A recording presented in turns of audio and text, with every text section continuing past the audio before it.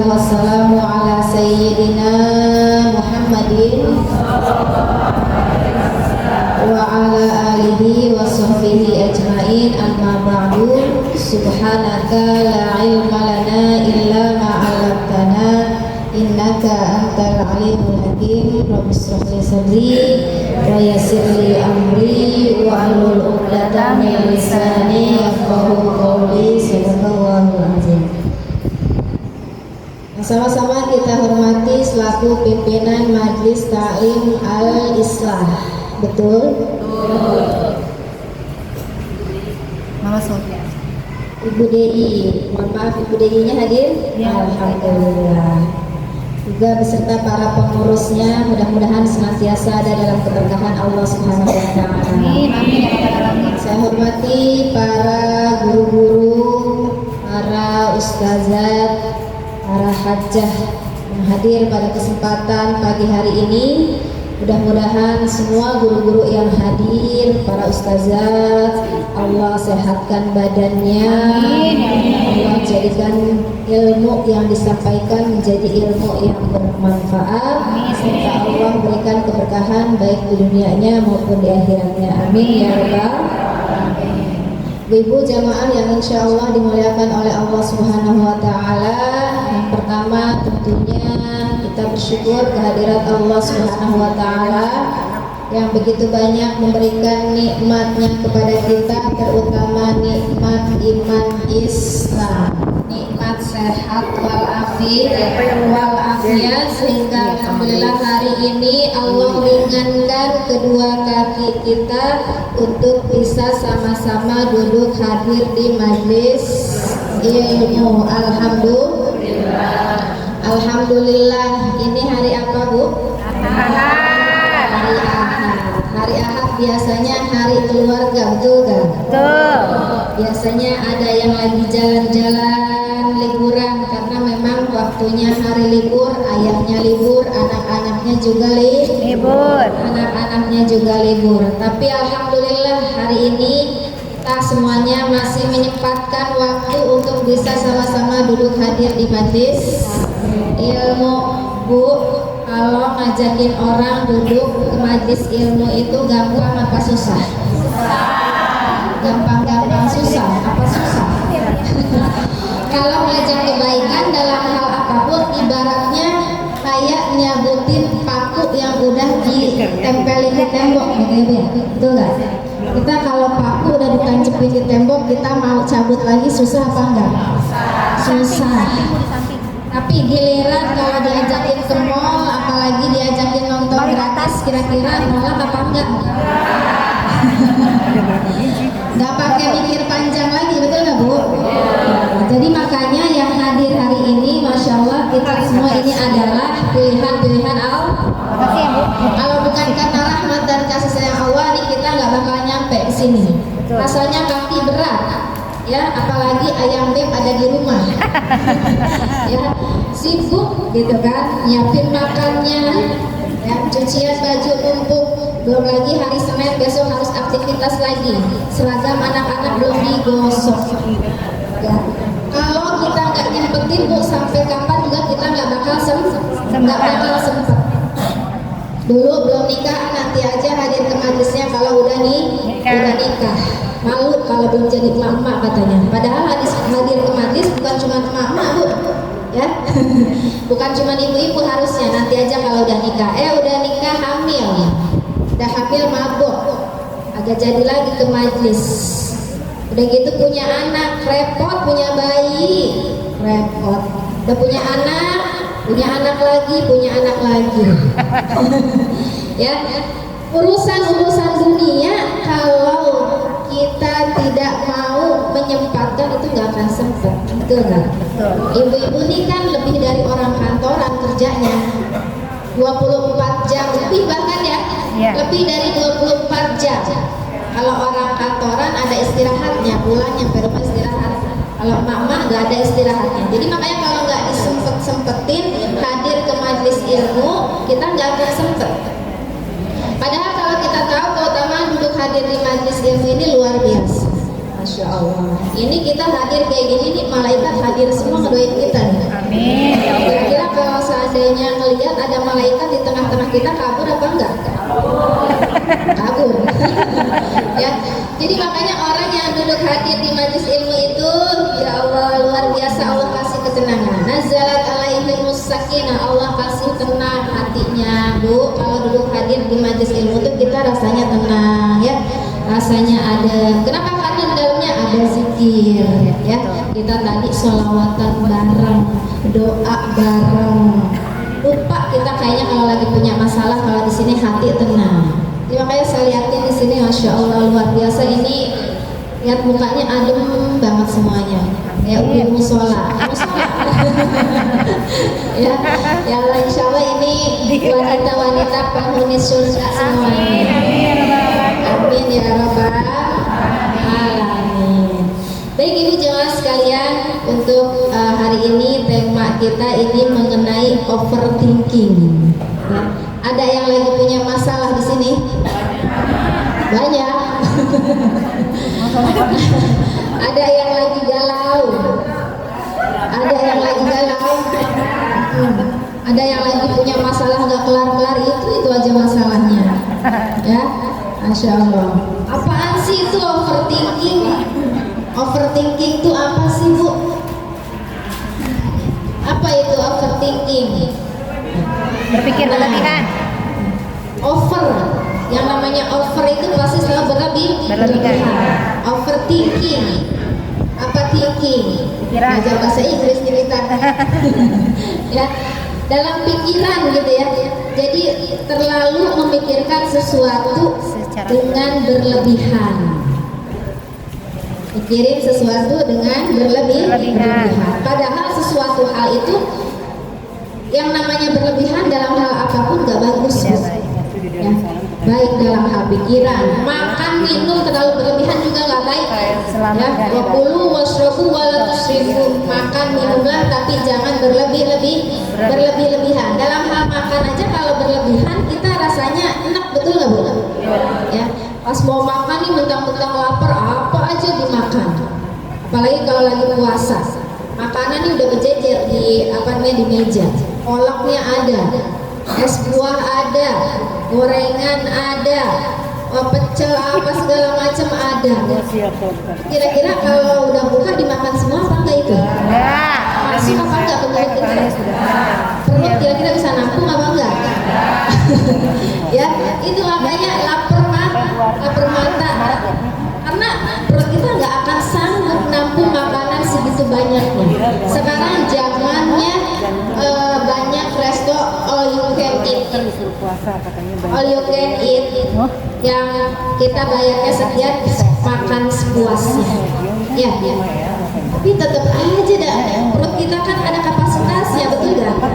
Walaupun katanya boleh makan sepuasnya, bayar 150.000 makan sepuasnya, tapi tetap aja kapasitas perut kita nggak akan bisa nampung banyak.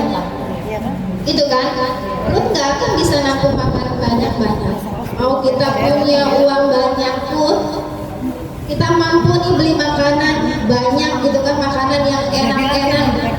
Tapi kalau perut udah kenyang, disediain makanan yang mahal pun, kira-kira kita bakalan enak nggak makannya? Nggak enak.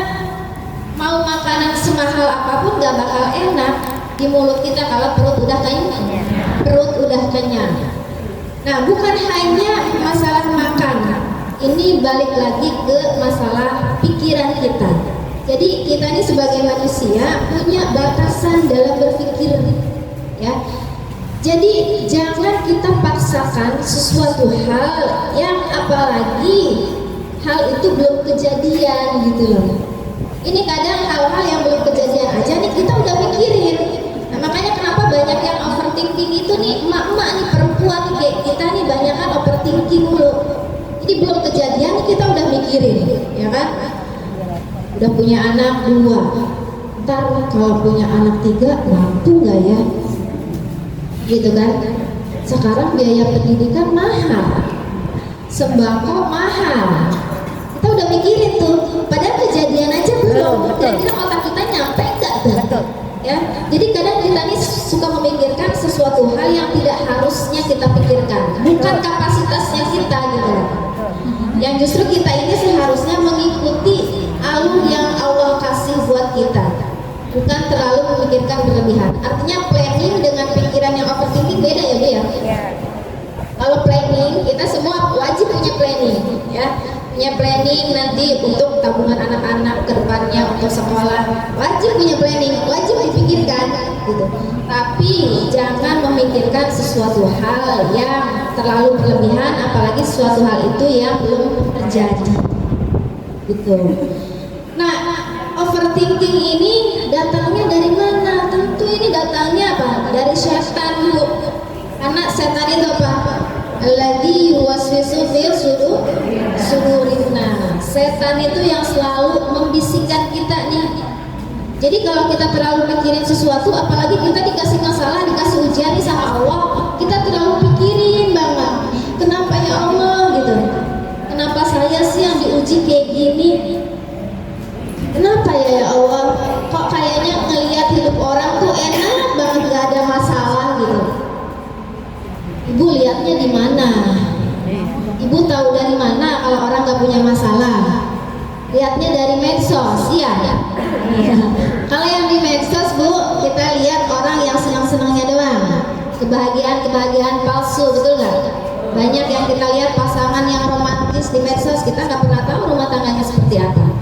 Atau kita lihat orang yang kayaknya kehidupannya udah sukses, dari segi ekonominya udah enak, kita nggak pernah tahu hal-hal apa yang pernah dia lakuin, ya.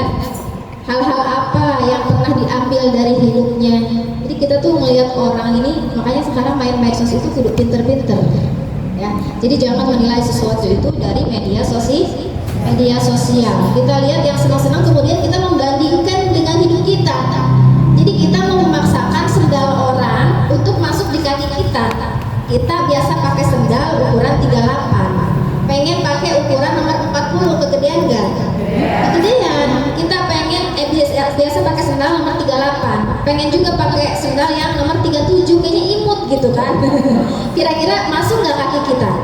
Nggak masuk, kesempitan, nggak enak. Kesempitan nggak enak, longgar juga nggak enak. Jadi nggak bisa dipaksakan sendal orang ke kaki kita. Ini ngomong-ngomong masalah sendal hari ini, saya ada tracknya di tadi. Saya mau kesini buru-buru nyari beli sendal, dan saya hadir dulu ceritanya. Ada harlah muslimat hari ini kan. Ya dulu kesana mau kesini nyari sendal saya kemana gitu kan. Mungkin ada orang yang sendalnya sama kali gitu sama saya ya. Cuman ini dia sendalnya udah rusak. Saya mau nyari kemana? Ya udahlah biarin lama, nanti malah telat ya kesini. Ya udah Wah, nanti mampir aja di warung pakai sendal jepit aja, kita beli sendal jepit. Dia pakai sendal jepit makanya dari kesini.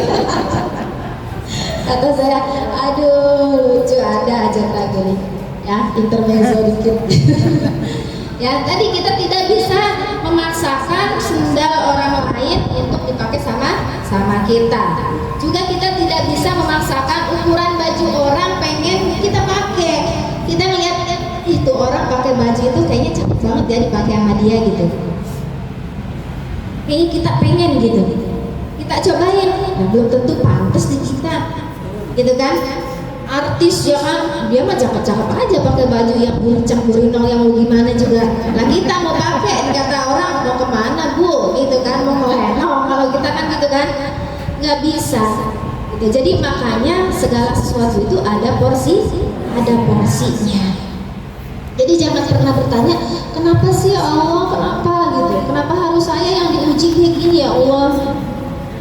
Siapa sih orang yang nggak pengen luput dari ujian? Selama kita hidup di dunia, pasti ada aja ujian yang Allah kasih buat kita. Kenapa? Bukan karena Allah nggak sayang sama kita, justru karena Allah sayang banget sama kita. Makanya Allah ketika kita diuji sama Allah, mungkin aja kita udah jauh selama ini dari Allah. Allah pengen kita kembali, gitu. Jadi kalau kita menilai sesuatu dengan hal positif, ya, bukan hal-hal yang negatif, itu insya Allah menjalani kehidupan ini insya Allah tenang, hati lapang. Jadi kita minta sama Allah bukan untuk dihilangkan masalahnya, tapi kita minta sama Allah bagaimana untuk selalu dikuatkan hati kita. Kita minta supaya hati kita itu selalu ikhlas menerima semua ketentuan Allah. Ibu, Bu, jangankan kita orang yang biasa, para anbiya dulu, nabi-nabi kita zaman Nabi, apakah luput dari ujian? Enggak. Ujian Nabi itu jauh lebih besar daripada kita. Ujian kita seujung kukunya para anbiya pun mungkin tidak, ya Bu ya? Iya. Luar biasa ujian Nabi. Dan kita belum tentu mampu. Kita umat akhir zaman belum tentu mampu.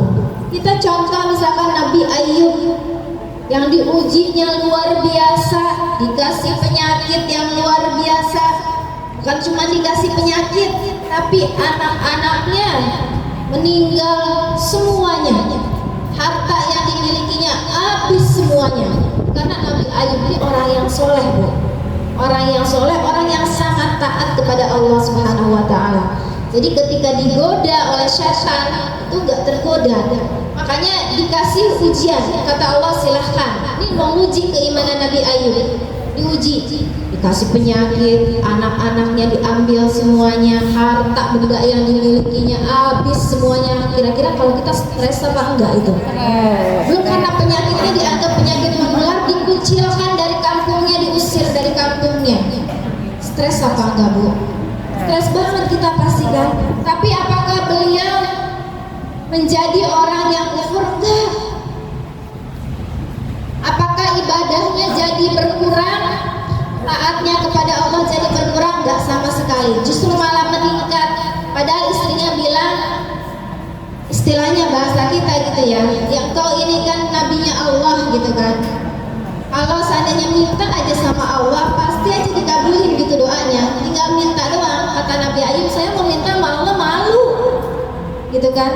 Mau minta sama Allah malu. Ini saya baru dikasih penyakit aja, baru berapa lama? Tidak sebanding dengan nikmat yang Allah berikan. Jadi nikmatnya katanya masih jauh lebih besar dibandingkan susahnya gitu. Itu Bu. Nah kalau kita selalu bertanya-tanya, ya Allah kenapa saya, ya Allah. Padahal Allah ngasih ujian kepada kita karena apa? Allah tahu kita mampu. La yukallifullahu nafsan illa wus'aha. Allah tidak akan membebani suatu kaum melebihi batas kemampuannya. Jadi ketika kita diuji, Bu, berarti Allah tahu kita mampu melewati itu. Cuma kadang kitanya aja yang terlalu overthinking tadi, dipikirin terus masalah. Kira-kira kalau dipikirin doang masalah selesai apa enggak? Enggak akan selesai. Terus gimana kuncinya supaya kita nih ikhlas, kita nih ridho? Balik lagi, siapa yang ngasih ujian kepada kita? Allah Subhanahu wa Ta'ala. Allah yang ngasih ujian. Jadi kita balikinnya lagi ke Allah. Ya Allah, saya ridho apapun ketetapan yang Engkau berikan kepada hamba. Ini kan kadang ujian itu bukan cuma ketika susah aja, Bu. Ujian itu ada dua. Ujian ketika dikasih sedihan, dan yang kedua ujian ketika dikasih kesenangan. Jadi jangan dikira orang yang hidupnya kelihatannya bahagia gak ada masalah itu bukan ujian, itu juga ujian. Kalau ujian itu lebih mendekatkan diri kita kepada Allah, itu lebih baik ya daripada kesenangan yang membuat kita jauh dari Allah. Kira-kira kita lebih dekat ke Allah ketika dikasih ujian kesusahan apa kesenangan? Kalau pas lagi susah, kita kan deket banget ketemu Allah ya. Tahajudnya luar biasa rajin banget, duhanya nggak pernah tinggal. Kalau lagi punya masalah, Allah sholat sampai nangisnya inget dosa. Apa nangis karena nggak punya duit itu?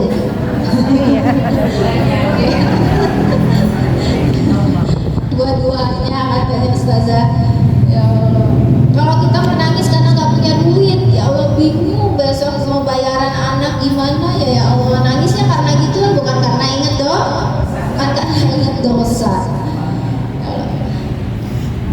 Jadi orang yang dikasih kesenangan itu juga sama ujian. Karena biasanya orang yang dikasih kesenangan itu justru malah membuat orang jauh dari Allah, lupa gitu, lupa sama Allah kalau lagi senang. Tahajudnya mulai kendor lagi, duhanya mulai kendor lagi. Tuh, kalau lagi senang lupa. Jadi makanya ketika kita dikasih ujian sama Allah, itu berarti mungkin kita udah jauh dari Allah. Ada yang diuji lewat suaminya, ada yang diuji lewat anak-anaknya, ada yang diuji lewat tetangganya, ada yang diuji lewat sahabatnya, lewat ipar-iparnya, lewat mertuanya, macam-macam ujian kita tuh. Beda-beda, setiap orang itu pasti punya ujian, walaupun ujiannya berbeda-beda. Tapi ingat, kuncinya sabar. Kuncinya sabar.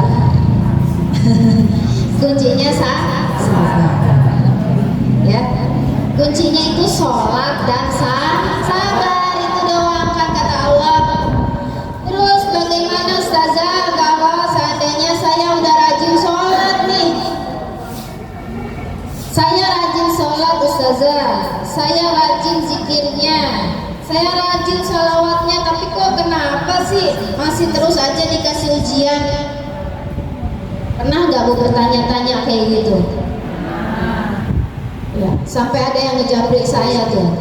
Kenapa ya Ustazah, saya perasaan udah ngikutin semuanya tuh, amalan-amalan saya amalin. Sholat, alhamdulillah, zikir, alhamdulillah, sholawatnya gak pernah tinggal, duha, tahajudnya udah dijalankan. Tapi kenapa ya kok masalah makin datang bertubi-tubi gitu? Masalah malah makin banyak. Apa kata Allah? Apa hasiban nasu ayyaqulu amanna wa hum la yuftanun. Kata Allah, emangnya kalau kamu bilang bahwa aku nih orang yang beriman terus kemudian gak aku uji, kata Allah. Allah kan pengen tahu ujian keimanan kita. Betul lah Bu? Ini tapi kadang ketika Allah uji nih kitanya aja yang gak sabar. Kita nih kadang berdoa sama Allah, kenapa sih doa kita belum dikabulin sama Allah? Karena kita nih minta sama Allah dengan cara yang tergesa-gesa. Jadi salah satu faktor penghalang terkabulnya doa itu karena kita berdoa dengan tergesa-gesa. Maksudnya gimana? Maksudnya tuh kita minta sama Allah, kita minta sama Allah pengen cepet-cepet dikabulin gitu. Kan nggak bisa ketika kita minta kayak kita makan cabai. Makan cabai ketika kita makan itu langsung rasa pedesnya.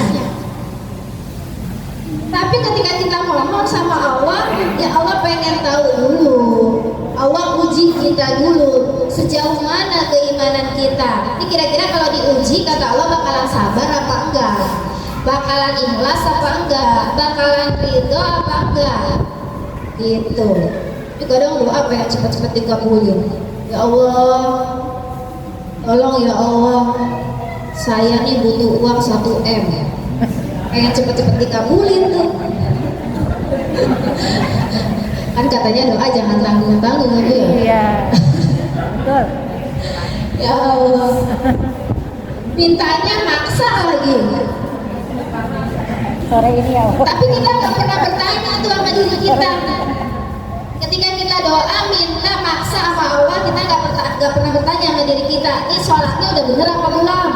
Iya sih sholat, tapi sholatnya udah bener apa belum? Zikirnya udah bener apa belum? Karena banyak kan dari kita zikir ini cuma di lisan doang, tapi nggak nyampe ke hati. Gitu. Jadi mulutnya iya zikir, tapi hatinya tidak ikut berzikir. Malawul kawan apa? Malawul. Iya, jadi pikiran kemana-mana, gak khusyuk, sholat gak khusyuk. Gitu. Jadi makanya tanya, tanya sama diri kalian sendiri, tanya sama diri kita, ini sholatnya udah benar apa belum? Zikirnya udah nyampe ke hati apa belum? Ini zikir mah zikir, tapi sambil scroll media sosial. Ya, mulutnya zikir, tapi sambil scroll media sosial. Tuh. Jadi masalah itu tergantung bagaimana kita nyikapinnya, Bu. Tergantung bagaimana kita menyikapinya. Ini gelas yang segede gini, kita isi air nih segini, kemudian kita kasih garam 5 sendok, rasanya asin apa enggak? Asin. Asinnya pakai banget, 5 sendok masuk ke sini, ya asin banget. Coba kalau seandainya air 1 ember kita masukin lagi tuh sesuai sama yang tadi dimasukin ke sini, garam 5 sendok juga, masih asin apa enggak? Ya. Mungkin masih akan terasa tapi nggak terlalu asin seasin yang di sini. Terus kemudian kalau seandainya kita buang lagi 5 sendok garam itu ke air ke sungai, kira-kira bakalan asin apa enggak? Enggak. Jadi menyikapi masalah itu tergantung bagaimana hati kita. Kalau hati kita sempit, pasti masalah itu akan terasa berat gitu. Jadi makanya doa sama Allah itu minta supaya dikasih kelapangan hati, supaya sebesar apapun masalah kita, hati itu tetap tenang gitu, hati tetap lapang gitu. Karena kalau kita minta, ya Allah saya nggak pengen punya masalah, kata Allah siap nggak kalau mati aja gitu. Ya. Iya betul. Orang mati aja belum tentu lepas dari masalah, Iya, betul nggak? betul. Ada ujiannya lagi, ujian di alam kubur lebih berat. Udah siap ibu? Belum. Pengen masuk surga? Pengen masuk surga, kalau nggak siap mati lewat jalur mana ya? Ya, kalau bisa zaman dulu ustazah, saya masih kecil. Allah kasihan kalau saya nggak ada. Kan ada suami mah belum tentu kayak ibu, ya betul nggak? Anak kalau nyari apa-apa, mah di mana dompet, mah di mana tas, mah di mana sepatu. Giliran nanya ke ayahnya, ayah, mama di mana? Gitu ya. Jadi kunci rumah tangga itu ada pada seorang ibu. Jadi makanya bagaimana seorang ibu itu menyikapi masalah dalam rumah tangga, menyikapi masalah dalam hubungannya, ya. Jadi makanya tadi minta hati yang lapang sama Allah, gitu. Enak kalau kita ikhlas, kita ridho, apalagi kita selalu mencontoh akhlaknya baginda Rasul. Insya Allah Bu, kalau kita hidup menerapkan akhlak yang sesuai tuntunan Rasulullah, itu hidup kita pasti rasanya tenang damai. Jadi kita nggak perlu memikirkan hal-hal yang nggak mesti kita pikirin. Betul. Kayak misalkan, aduh, kesel banget rasanya hati gitu. Punya tetangga nih julid banget. Ada yang tetangganya julid? Ada aja ya. Kesel banget gitu. Kayaknya kalau dizolimin sama orang atau enggak digibahin orang, udah kesel aja rasanya, hati kesel gitu. Coba kalau seandainya kita contoh akhlaknya baginda Rasulullah, kurang bagaimana pujiannya luar biasa. Ketika dakwah aja sampai dilemparin batu, kira-kira kita kalau dilemparin batu ngebalas apa enggak? Ngebalas. Pengennya lempar gitu ya. Iya, itulah makanya sifat manusia Bu. Sifat manusia. Ini makanya hati-hati. Jadi ketika kita berbuat baik sama orang, sebetulnya itu bukan karena kita semata-mata berbuat baik kepada orang tersebut. Jadi ketika kita berbuat baik sama seseorang, itu sebetulnya kita lagi berbuat baik sama diri kita sendiri. Kalau kita baik sama orang, orang pasti baik sama kita. Kalau kita orang yang suka jahat sama orang, orang kira-kira bakalan baik nggak sama kita? Orang pasti malas gitu, namanya juga sifat manusia. Walaupun memang tidak seharusnya begitu, orang yang jahat sama kita, mau yang baik, mau yang jahat, tetap kita harus baik. Karena berbuat baik sama orang yang baik sama kita mah biasa Bu, itu mah biasa. Tapi berbuat baik kepada orang yang selama ini suka zolim sama kita, suka zubahin kita, ya, berbuat baik tuh sama orang kayak gitu, itu baru luar biasa. Tapi kira-kira bisa apa enggak? Insya Allah bisa. Bisa apa enggak? Bisa. Sama saudara yang udah lama nggak ketemu karena ada masalah, males orang dia yang mulai duluan. Kan kita begitu ya, males dia yang mulai duluan. Padahal jangan gitu Bu. hati-hati kalau masalah lisan kita sampai menyakiti hati orang lain. Itu maafnya nggak bisa diwakilkan, minta maafnya nggak bisa diwakilkan. Jadi kita ini harus minta maaf langsung kepada orang yang selama ini kita zalimi selama hidup di dunia. Jangan sampai kita tergolong orang yang muflis. Apa orang yang muflis? Yaitu orang yang bangkrut. Kita tahu kalau orang yang bangkrut itu yang kayak gimana sih? Orang yang bangkrut di dunia, kita lihat ya kan, yang hartanya habis, bangkrut habis-habisannya. Tapi ada yang lebih menyedihkan, yaitu orang yang bangkrutnya nanti di akhirat. Kata Rasul begini, innal muflis min ummati ya'ti yaumal qiyamah bisolatin wa siyamin wa zakatin. Kata Rasul, orang yang bangkrut itu adalah orang yang selama hidup di dunianya, jadi orang rajin banget ibadahnya. Karena saya yakin di sini ibu-ibu mah pasti rajin banget ibadahnya. Ibu-ibu nomor 1 kalau masalah ibadah. Amin. Ya.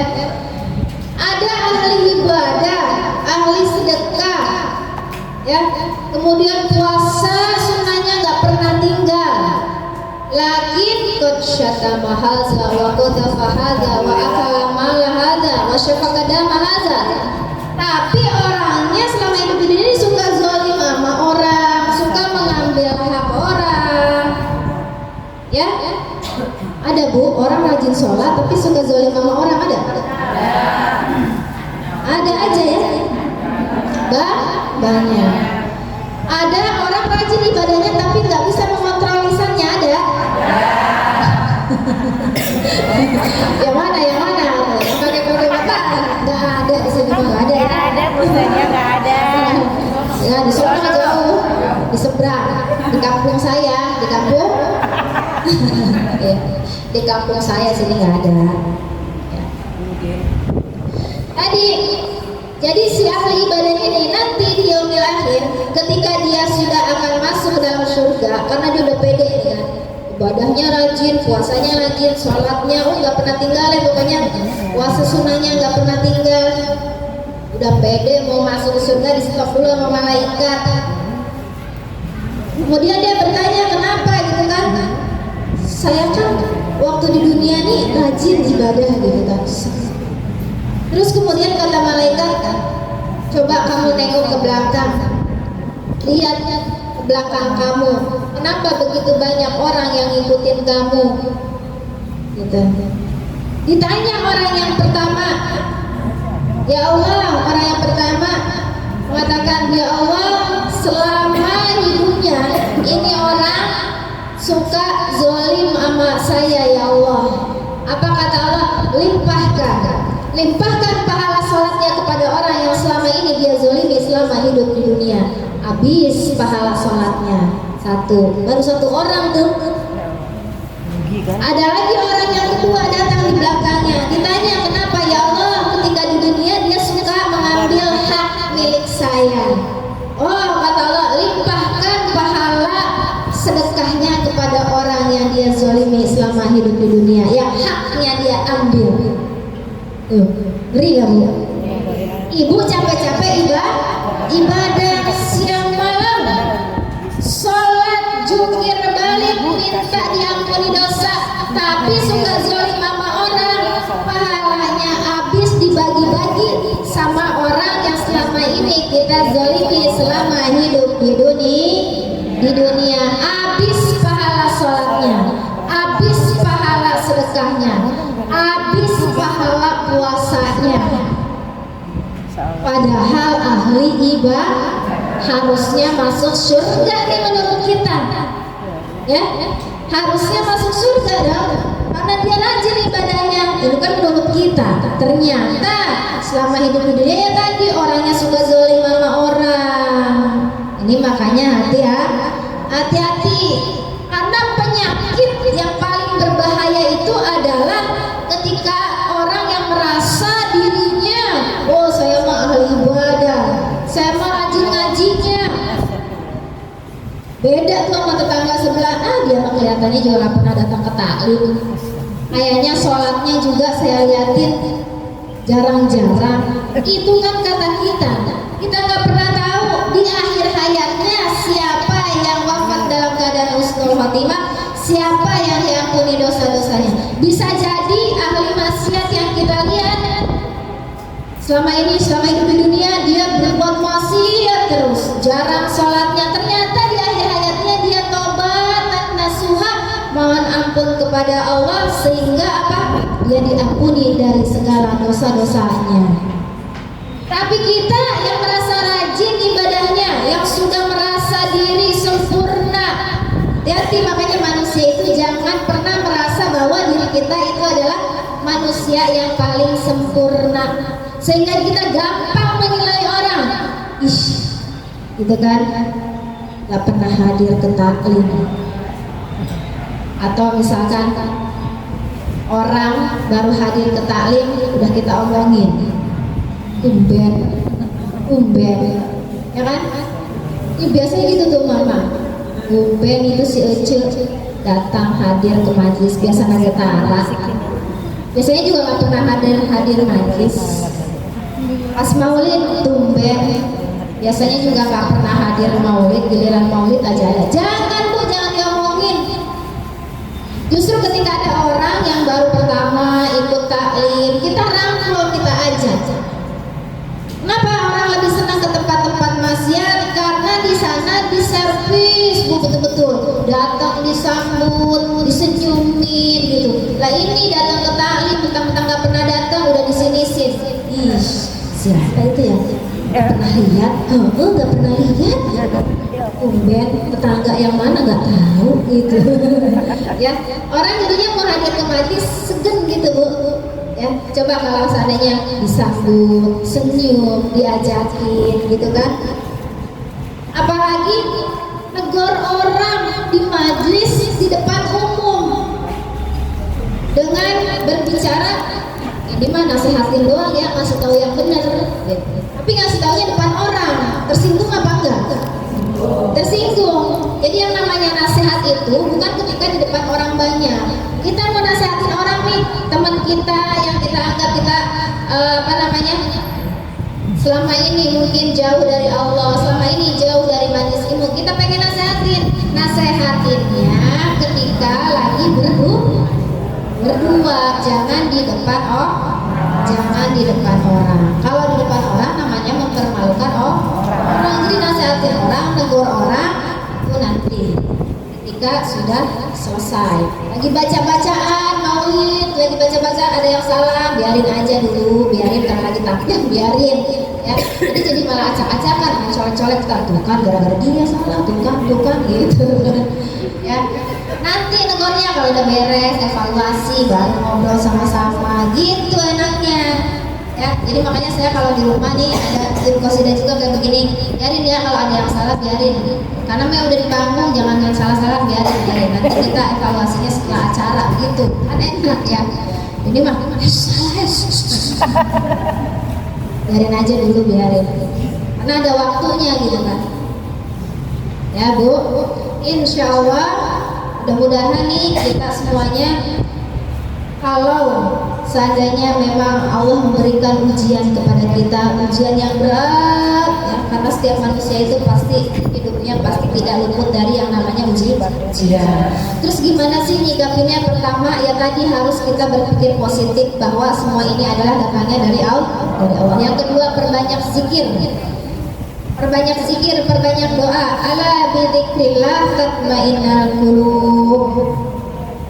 Kalau kita banyak zikir, insya Allah hati kita jadi tenang. Jadi kalau punya masalah udah banyakin zikir, banyakin hadir ke majlis ilmu, sibukin diri dengan hal-hal kebaikan, dengan hal-hal yang positif ya.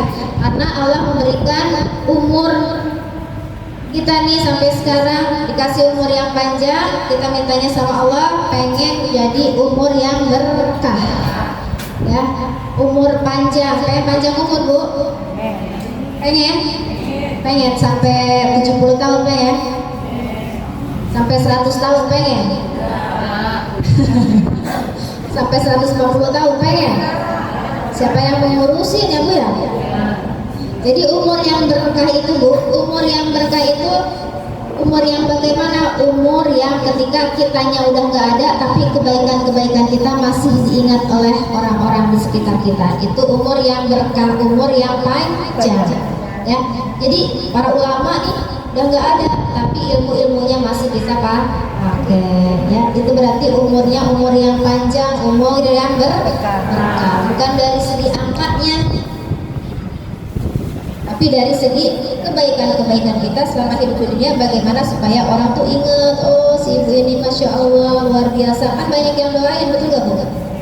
Ya, jadi banyak zikir, banyak doa, banyakin istighfar di sepertiga malam kita habis sholat tahajud, banyakin istighfar, mohon ampun, perbanyak tobat kepada Allah Subhanahu wa ta'ala. Tobatan nasuha, jangan tobat sambel. Ketika makan pedes, janji deh gak makan pedes lagi. Habis itu ngulangin lagi, makan sambel lagi. Padahal udah punya emahnya udah GERD gitu kan.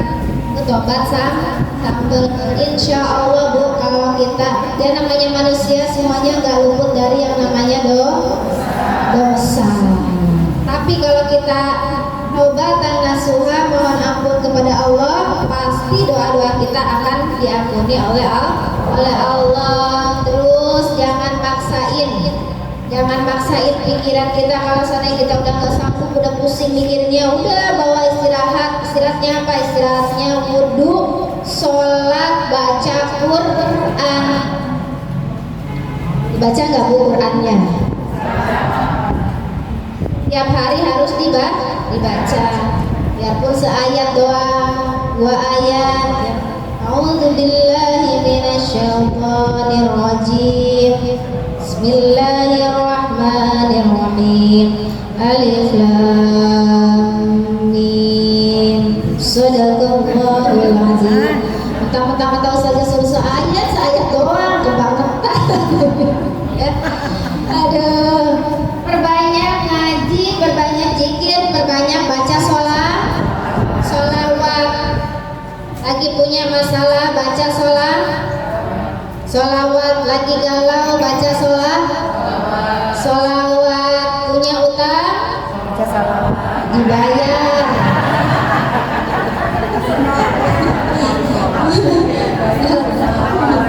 Baca salawat nggak ada pembayaran. Kalau nggak dibayar lunas apa enggak? Kira-kira itu utangnya? Dibayar sambil baca sholawat, ya. Karena kita kadang kalau istighfar banyakkan hati nggak husu Ibu ya, nggak husu gitu istighfarnya, belum nyampe ke hati, makanya dibarengi baca sholawat. Kalau sholawat dalam kondisi apapun, insya Allah itu diterima sholawat kita.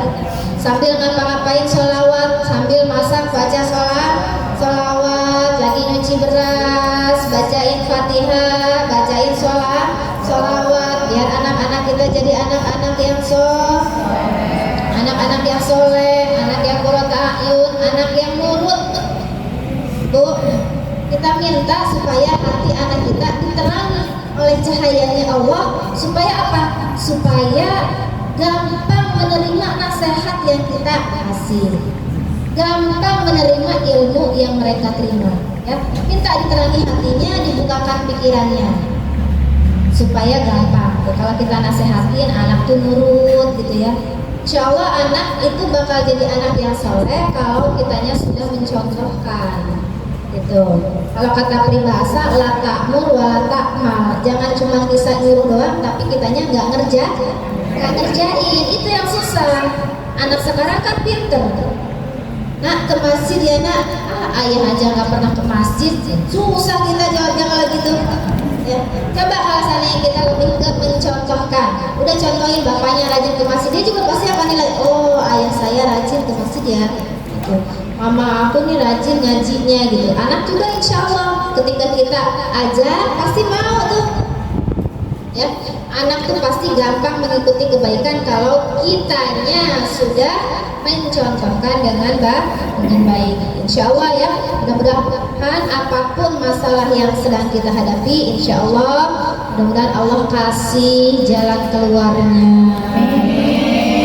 Allah kasih lapang hati kita. Allah buat hati kita ikhlas.